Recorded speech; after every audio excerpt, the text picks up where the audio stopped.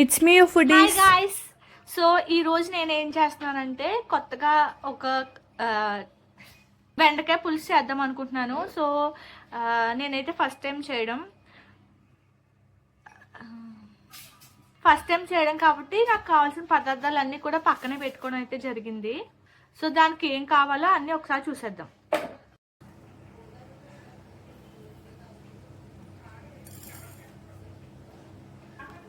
మెంతులు,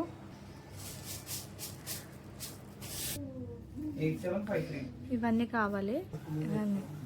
ఎండుమిర్చి, వెల్లుల్లి, ఆవాలు, జీలకర్ర, మినపప్పు, శనగపప్పు, ఎండుమిర్చి, పచ్చిమిర్చి. సో ఇవన్నీ. దీని తర్వాత దాంతోపాటు ఉప్పు, కారం, పసుపు కూడా కావాలి. బెల్లం ముక్క కూడా వేసాము.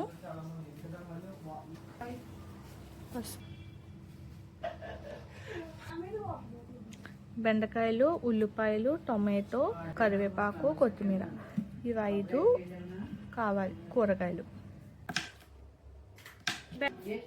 సో బెండకాయ పులుసులోకి మనకి బాగుండాలి అంటే ఈ సైజ్, కొంచెం ఈ సైజ్ మాదిరిలో అయితే కట్ చేస్తే కొంచెం బాగుంటుంది మనం తినడానికి. కానీ అన్నీ కూడా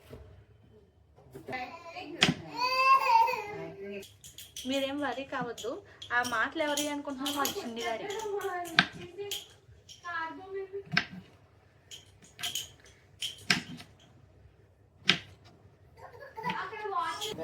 పెద్దమ్మకాయ నానబెట్టి ఉంచుకోవాలి. ఫస్ట్ ఒక కడాయి పెట్టుకోవాలి. అందులో నూనె వేసుకొని అది వేడెక్కేదాకా ఉంచుకోవాలి. నూనె వేసాక బాగా వేడెక్కేదాకా కొంచెంసేపు ఉంచుకోవాలి. ఉంచుకున్న తర్వాత అందులో మనం తీసి పెట్టుకున్న అన్ని వేయాలి. మెంతులు, ఆవాలు, జీలకర్ర, మినపప్పు, శనగపప్పు, పచ్చిమిర్చి, ఎండుమిర్చి, వెల్లుల్లి కూడా వేసుకోవాలి. అది అయిపోయిన తర్వాత ఉల్లిపాయలు, కరివేపాకు వేసుకొని తిప్పుకోవాలి. దాని తర్వాత మళ్ళీ ఉల్లిపాయలు రంగు మారిన తర్వాత బెండకాయలు వేసుకొని మూత పెట్టుకొని ఉంచుకోవాలి. తర్వాత చింతపండు నానబెట్టాం కదా, చింతపండు గుజ్జు కూడా వేయాలి. పైన ధనియాల పొడి కూడా వేసి బాగా కలుపుకొని ఒక పావు గంట సేపు మూత పెట్టి ఉంచుకోవాలి. లేక బెండకాయలు ఉడికేంత వరకు ఉంచుకోవాలి. కర్రీ అయిపోయాక 1 నిమిషం ముందు కొత్తిమీర వేసుకొని ఉంచుకోవాలి. అంతే.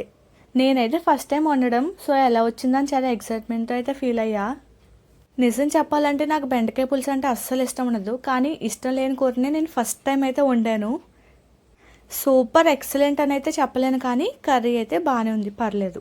నేనైతే విస్మయ్ వీడియోస్ చూసి ట్రై చేసా, నాకైతే బాగా అనిపించింది. నెక్స్ట్ టైం ఇంకా బాగా చేసి వీడియో పెడతా. బాయ్ గాయ్స్, ఇష్క్ యూ ఆల్.